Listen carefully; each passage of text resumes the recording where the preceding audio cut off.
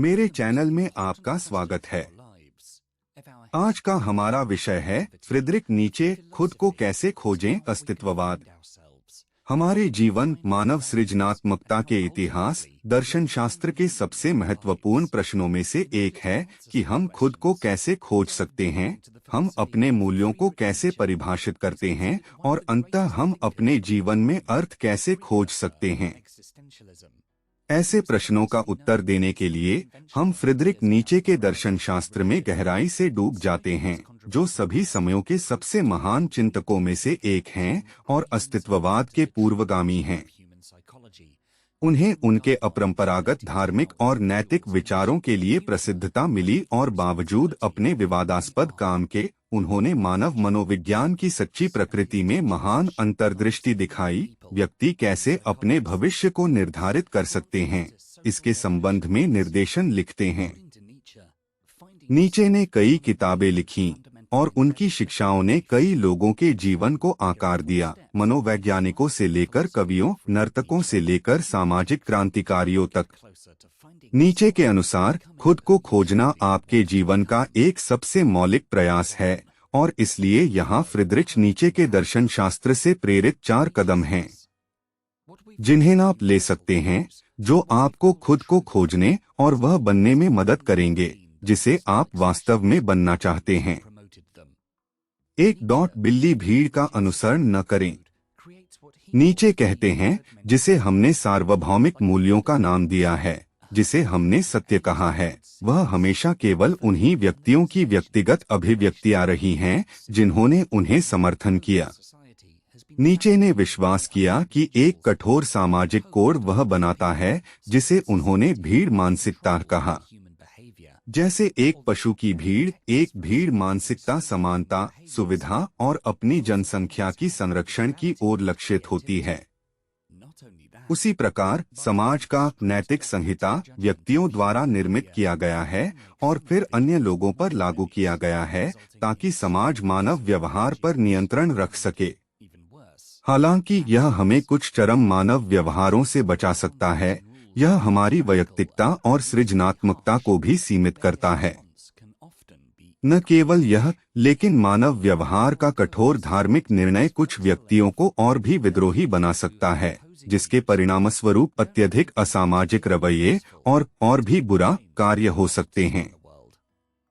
यदि इन तानाशाही सीमाओं और नियमों का त्याग कर दिया जाता है और अत्यधिक कठोर हो जाता है, यदि समाज का नैतिक संहिता पर्याप्त रूप से लचीला है, तो उन लोगों को जो विपरीत विचारधारा रखते हैं, वे विशेष रूप से बलवान होने की आवश्यकता नहीं होती है, जिससे वे दुनिया में उनके चाहने वाले परिवर्तन को लाने में सक्षम हों। वास्तविक जीवन में अधिकांश समय यही होता है कि नैतिकता का प्रचार एक बहुत ही कठोर तरीके से किया जाता है। यह केवल यह नहीं है कि सामाजिक, धार्मिक और शैक्षणिक संरचनाएं इसे उसी तरह प्रस्तुत करती हैं। यह अधिकांश लोगों का भी मानसिक धारणा है, जो समूह से अलग होकर खड़े होने के डर में खुद को अस्वीकार करने की इच्छा नहीं रखते। इसलिए हर व्यक्ति जो बहुत ज्यादा अलग होता है, उन समूहों के प्रतिनिधियों के अनुसार वह कोई व्यक्ति होता है जो भयानक और खतरनाक लगता है। यह एक सुविख्यात तथ्य है कि लोग अज्ञात से डरते हैं और यह पूरी तरह से इस गतिविधि में प्रतिबिंबित होता है। यह हमारे दैनिक जीवन में देखा जा सकता है।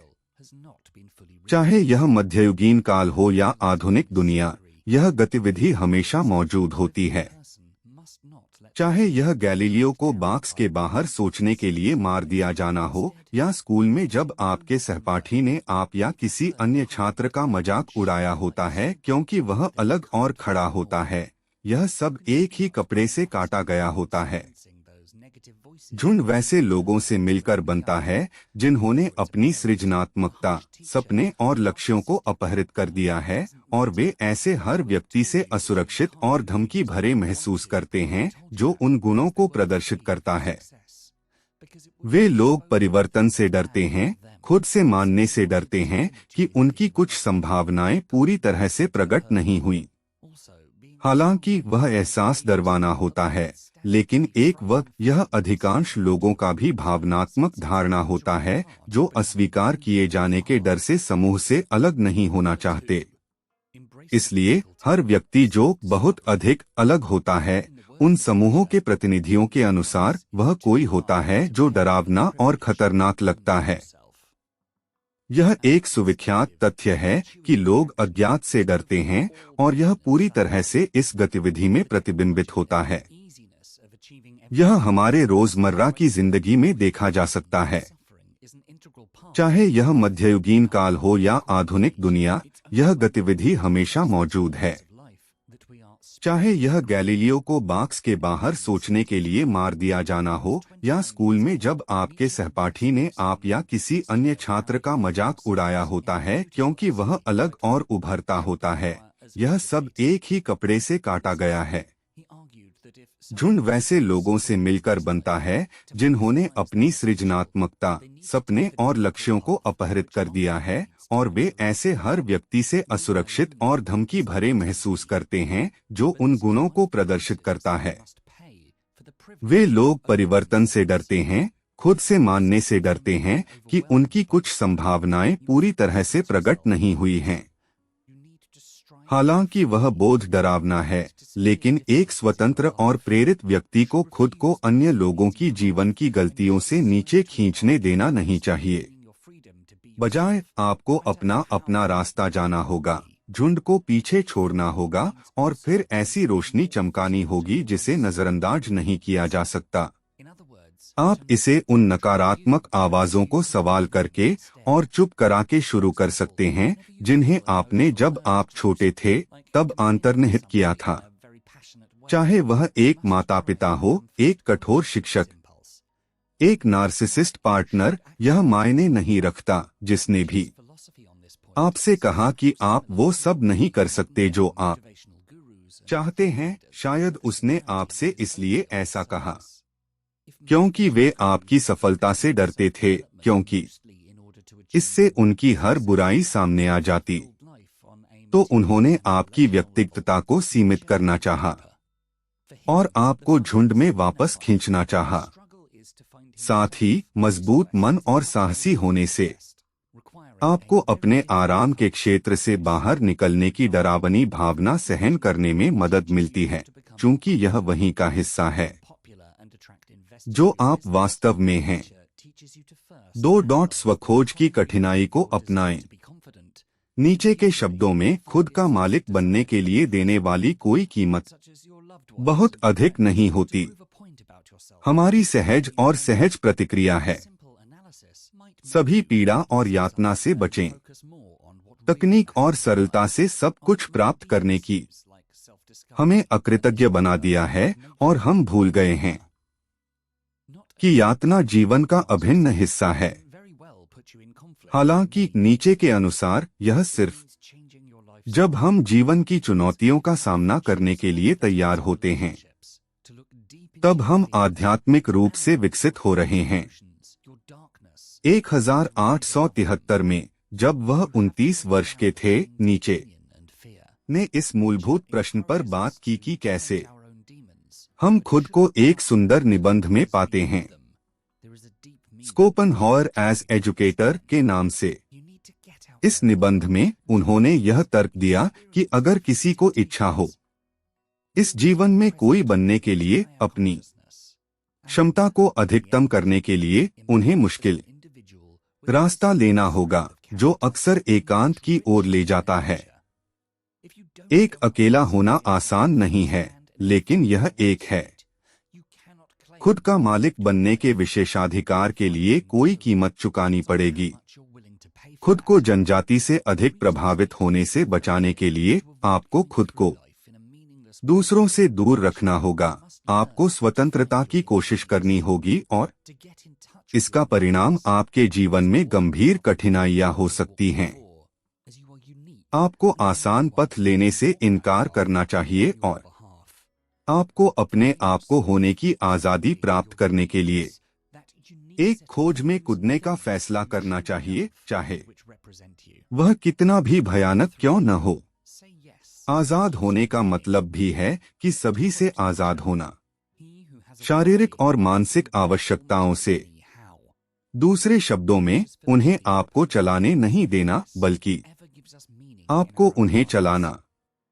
उदाहरण के लिए, जब भी आपको कुछ करने की भावनात्मक आवश्यकता लगती है, जैसे कि किसी से बहुत जोरदार तरीके से शिकायत करना, तो आपको पहले इस प्रवृत्ति के प्रति जागरूक होने की कोशिश करनी चाहिए और फिर निर्णय करना चाहिए कि आपको इस पर कार्य करना चाहिए या नहीं। नीत्शे की दर्शन शास्त्रीय विचारधारा इस बिंदु पर किसी प्रकार से अधिकांश आधुनिक दिवसीय प्रेरणात्मक गुरुओं और विचार नेताओं से मिलती है, लेकिन समानता केवल सतह पर ही है।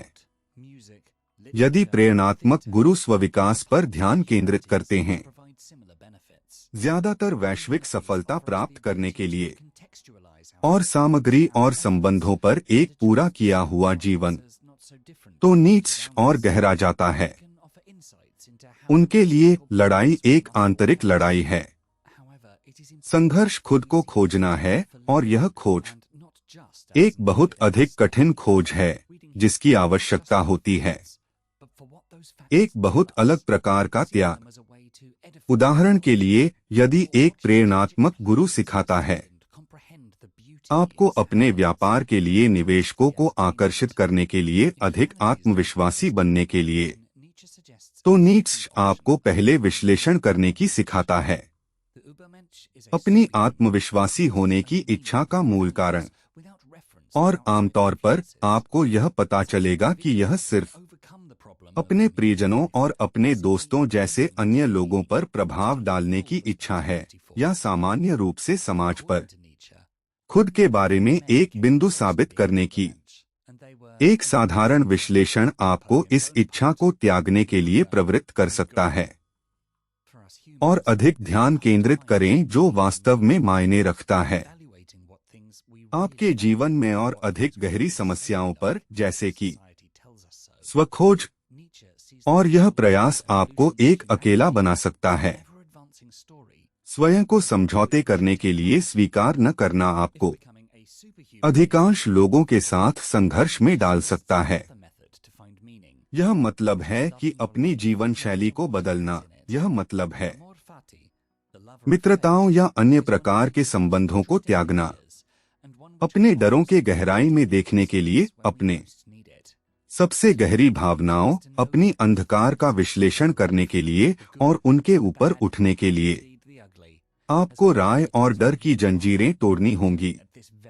नीत्शे हमें अपने खुद के दानवों को चुनौती देने की प्रोत्साहना देते हैं, लेकिन आपको उन्हें बाहर नहीं फेंकना चाहिए, क्योंकि उनके परे एक गहरा अर्थ है जिसे आपको समझने की कोशिश करनी चाहिए। आपको वहां दुनिया में बाहर निकलने की जरूरत है, करने की जरूरत है चीजें, विभिन्न प्रलोभनों का अनुभव, लेकिन हमेशा अपने पूरे चेतना के साथ उपस्थित रहें और अंत में एक व्यक्तिगत रूप से एक विशिष्ट चरित्र की ताकत और एक अधिक समृद्ध आंतरिक प्रकृति के साथ उभरें। यदि आप बाहर नहीं जाते और जीवन का अनुभव नहीं करते, पहले ही हाथ में एक पूरी तरह से जागरूक स्थिति में, तो आप नहीं कह सकते कि आपने अपना जीवन जी लिया है। आप कितनी दूर जा सकते हैं, यह आपके द्वारा उसके लिए चुकाए जाने वाले मूल्य पर निर्भर करता है। स्वस्वामित्व की स्थिति को प्राप्त करने और जीवन को बिना किसी अर्थ और निर्देशन के बिताने से बचने के लिए आपको अपनी आंतरिक प्रतिभा को खोजना सीखना होगा। अपनी आंतरिक प्रतिभा के संपर्क में आने के लिए आपको एक ऐसा पथ चलना होगा जिसे पहले किसी ने नहीं चलाया है, क्योंकि आप अद्वितीय हैं और कोई भी उस पथ को आपकी ओर से नहीं चल सकता। खुद को खोजना अपनी अद्वितीयता को खोजना है, वह अद्वितीय मूल्य सेट और वे चीजें जिन्हें आप सच में प्रेम करते हैं और जो आपका प्रतिनिधित्व करती हैं। वहाँ हाँ कहें जो आपको अर्थ देता है। नीत्शे का उद्धरण देने के लिए, जिसके पास एक क्यों होता है, वह लगभग हर कैसे को झेल सकता है। नीचे का दर्शन यह प्रस्तावित करता है कि हम अपने जीवन में जो कुछ हमें अर्थ देता है उसके लिए हाँ कहें वे चीजें जिन्हें हम व्यक्तिगत रूप से मूल्यवान समझते हैं। भूतकाल में सब कुछ का अर्थ भगवान द्वारा सुनिश्चित था। हालांकि नीचे के अनुसार एक तेजी से बढ़ती धर्मनिरपेक्ष और वैज्ञानिक समाज में कोई अब अर्थ ढूंढने के लिए धर्म की ओर मुड़ नहीं सकता। उन्हें यह चिंताजनक लगा क्योंकि सामान्य व्यक्ति निराशावाद की ओर आकर्षित होता, जिसका अर्थ होता है सामान्य उदासीनता और जीवन में अर्थ ढूंढने के लिए अनिच्छा बिना मदद के। तो वह हमें 3 समाधान प्रदान करता है जो हम व्यक्तियों के रूप में अपने जीवन में अर्थ ढूंढने के लिए प्रयास कर सकते हैं। उनका पहला सुझाव धर्म को दर्शन, कला, संगीत, साहित्य, थिएटर और मानव विज्ञान के अन्य हिस्सों के साथ बदलने का था जो हमें समान लाभ प्रदान करते हैं। मानविकी हमें हमारी पीड़ाओं, हमारी कोशिशों का प्रसंगीकरण करने की क्षमता प्रदान करती है और एक मौका हमारे जीवन को हमारे चारों ओर वाले लोगों से बहुत अलग नहीं देखने का। वे हमें यह सूचना दे सकते हैं कि हमें सभी का सामना करना पड़ेगा, समस्याओं का सामना कैसे करें। हालांकि यह महत्वपूर्ण है कि हम उन्हें जीने के लिए एक उपकरण के रूप में देखें, न कि केवल एक शैक्षिक अध्ययन। इतिहास पढ़ना न केवल तथ्यों के लिए, लेकिन उन तथ्यों से हमें क्या बताया जाता है, उन्हें देखने का एक तरीका। अपने आप को शिक्षित करने का या दुखद घटनाओं की सुंदरता को देखने और समझने के लिए दुखद नाटक देखने। यदि मानविकी आपको रुचि नहीं रखती है तो नीत्शे एक दूसरा विकल्प बनने का सुझाव देता है जो एक यूबरमेंश है। एक यूबरमेंश एक ऐसा सुपर ह्यूमन है जो अपना अर्थ और मूल्य बनाता है बाहरी प्रभावों के बिना। ऐसा व्यक्ति जीवन के अर्थ की समस्या को सिर्फ अपने अर्थ को आविष्कार करके और उसकी पूरी जिम्मेदारी लेने से पार कर सकता है। नीचे के अनुसार केवल कुछ पुरुषों ने यूबरमेंश बनने के करीब आए और वे थे Julius Caesar, Napoleon Bonaparte, Buddha और गो थे। हम इंसानों के लिए हमें उम्मीद है कि कुछ अर्थ मिल सकता है। अंदर देख कर और मूल्यांकन करने में कि हम वास्तव में क्या चीजें मूल्यवान समझते हैं और कौन सी चीजें हम केवल इसलिए कहते हैं कि हमें पसंद है क्योंकि समाज हमें ऐसा कहने के लिए कहता है। नीचे मानवता के मानसिक विकास को एक कभी ना बढ़ने वाली कहानी के रूप में देखते हैं और एक जिसमें हमें भाग लेना चाहिए। यदि एक सुपरह्यूमन बनना आपकी मूल्यवान चीज नहीं है तो नीत्शे एक अन्य तरीका सुझाव देते हैं, अर्थ खोजने का, जो अपनी जिंदगी से प्यार करना है चाहे उसमें कुछ भी हो। अमोर फटी, भाग्य का प्यार, नीत्शे का एक सबसे दिलचस्प विचारों में से एक है और जो हमें बहुत सारा सांत्वना दे सकता है जब हमें इसकी सबसे ज्यादा जरूरत होती है। अपने भाग्य से प्यार करना यह जानने का तरीका है कि आपकी जिंदगी में जो कुछ भी हुआ है, अच्छा, बुरा और वास्तव में बदसूरत, ने आपको वह बनाया है जो आप इस समय हैं और आप इस समय क्या कर रहे हैं। खुद को बनाने की कोशिश करने से कुछ असफलताएं हो सकती हैं, लेकिन उन असफलताओं को अपनी सफलताओं के साथ स्वीकार करने से जीवन के प्यार को फिर से प्रेरित कर सकता है और यह आपको जीवन के मतलब को देखने में मदद कर सकता है, यहाँ तक कि सबसे खराब पलों में भी। 4. अपने वास्तविक मूल्यों को खोजिए। नीचे ने हमसे पूछा, क्या अगर किसी दिन या रात को एक डेमन आपके पास आकर चुपके से आपकी सबसे अकेलापन में कहता है, यह जीवन जैसे आप अब जी रहे हैं और जी चुके हैं, इसे आपको एक बार और अनगिनत बार और जीना होगा, क्या आप अपने आप को नीचे नहीं डालेंगे और अपने दांत से खाएंगे और डेमन को, जो इस प्रकार बोलता है। नीचे का मानना था कि हमें उठाने के लिए अपने स्वयं के मूल्यों को सबसे अधिक वजन सबसे अधिक वजन एक छविमय नीचे द्वारा उत्कृष्ट स्थिति जो प्रतिष्ठापित करती है, जो भावना आपको दोहराने में दबा देती है। गलतियां, क्योंकि आपका अमूल्यांकन किए बिना आपके झुंड से मूल्यों को आपने स्वीकार किया है। इस अवधारणा का लक्ष्य यह है कि आप स्वयं से प्रश्न करें, आप जो कुछ भी कर रहे हैं क्या वह वास्तव में मायने रखता है, या क्या आप सिर्फ अपने झुंड का पालन कर रहे हैं। सही समझता है। अगर आप सोचते हैं कि आप जो कुछ भी कर रहे हैं यदि आप अनंत काल तक दोहराने योग्य हैं, तो आप निश्चित रूप से यह सुनिश्चित कर सकते हैं कि आप पूरी तरह से भिन्न हैं, आपके पास होगा सबसे अधिक वजन उठाने के लिए पर्याप्त साहस और शक्ति। यदि आपको लगता है कि आपके जीने का तरीका अनगिनत बार दोहराने योग्य नहीं है, तो शायद आपने अभी अपनी मूल्यों का निर्माण नहीं किया है और आप अभी भी अपने समाज के गुलाम हैं।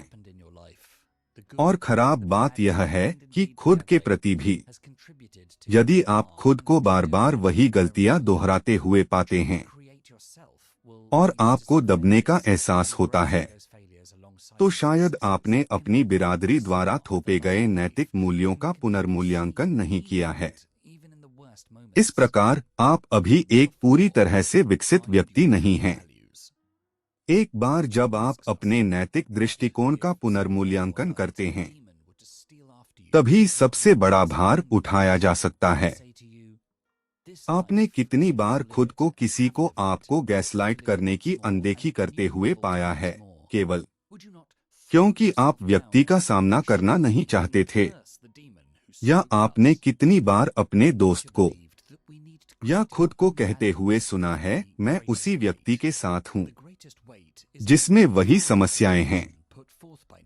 यदि आप अपने होते अपने सेट के साथ मूल्यों का, तो आप खुद को पाते नहीं। टॉक्सिक रिश्तों में रहते हुए केवल क्योंकि यह सही बात है, आपको पता होता कि यह सिर्फ आप हो जो कोशिश कर रहे हों समाज के मानकों के अनुसार एक अच्छा व्यक्ति बनने की, और वह सार्थक नहीं है। नीत्शे सुझाव देते हैं कि हर छोटी चीज में खुद से पूछिए, क्या आप इसे एक बार फिर से और अनगिनत बार चाहते हैं?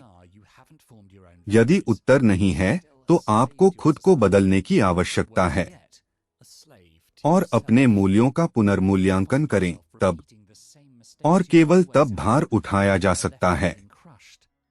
सच्ची अच्छाई स्टैंडर्ड परिभाषाओं के परे होती है। अच्छी और बुरी की, हम में से अधिकांश अपनी स्वथोपी जेल में अपना जीवन बिताते हैं। हमारे जेल सेल्स को सामाजिक विश्वासों द्वारा नीरस रूप से प्राथमिक रूप से सदस्यता दी गई है, जो मानव आत्मा की जंगलीता और व्यक्तिवाद को कैद कर देती हैं। हम में से कई इस पिंजरे की सुविधा को स्वीकार कर लेते हैं। नीत्शे ने मान्य किया कि हम अपने बलपूर्वक विश्वासों की परिसीमा से बाहर निकल सकते हैं और खुद को उन मूल्यों के प्रति जागरूक कर सकते हैं जिन्हें हम व्यक्तिगत रूप से महत्वपूर्ण मानते हैं। स्वतंत्रता की तरफ बढ़ने के लिए और अपने जीवन में अपने स्वयं के मूल्यों और अर्थ का निर्माण करने के लिए आपको इस विद्रोही चरण से होकर जाना होगा। आपको सांप्रदायिक श्रृंखलाओं को तोड़ने, धर्म, समाज की और शायद आपको अपने जीवन में कई लोगों से दूरी बनानी होगी। इसकी जरूरत एक हिंसक और अचानक प्रतिक्रिया होने की नहीं है। यह एक हो सकता है और चाहिए स्मार्ट, शांत, लेकिन निश्चित एक। आप एक सूची बनाने से शुरू कर सकते हैं जिसमें सब कुछ हो और हर व्यक्ति जिसे आपको लगता है कि आपकी स्वतंत्रता को सीमित करता है खुद को होने के लिए। यह आपके कामस्थल पर एक दुर्भाग्यपूर्ण अलिखित नियम हो सकता है। यह आपका जीवन संगी हो सकता है जो हमेशा आपके व्यवहार को नियंत्रित और सही करने की कोशिश करता है, या यह आपके दोस्त या आपके माता पिता हो सकते हैं जो आपकी आलोचना करते हैं जब आप एक विशेष तरीके से व्यवहार करते हैं। एक बार जब आपने यह कर लिया हो, तो संभव स्थितियों के बारे में सोचने की कोशिश करें कि कैसे उस स्थिति को बदला जा सकता है। शायद आप अपने जीवनसंगी के साथ एक चर्चा कर सकते हैं जिसमें आप मुद्दे के बारे में बात कर सकते हैं। शायद आप अपने सहकर्मियों या पर्यवेक्षकों से काम पर एक बैठक में बात कर सकते हैं, समस्याओं के बारे में जिन्हें आप अनुभव कर रहे हैं, कैसे यह आपको प्रभावित करता है और आप चाहते हैं कि यह कैसे बदले, या आप नए दोस्त ढूंढ सकते हैं जो आपकी सराहना बेहतर कर सकते हैं। जब आपको सबसे बड़ा भार द्वारा ओवरटेक होने का अनुभव होता है, तो आपको अपनी आकांक्षाओं को छिपाने की जरूरत नहीं होती, बल्कि आपको अपने आत्मनिर्मित झुंडाधारित कारागार से बाहर निकलने की जरूरत है और उन सपनों का पीछा करना चाहिए जो आपके जीवन को अर्थ देते हैं। यदि आपने इस वीडियो का आनंद लिया है, तो कृपया सुनिश्चित करें कि आप मेरे चैनल के लिए पूर्ण के लिए बाहर देखें और आपको सफलता और खुशी खोजने में मदद करने के लिए अधिक वीडियो के लिए सदस्यता लेना न भूलें। देखने के लिए बहुत बहुत धन्यवाद।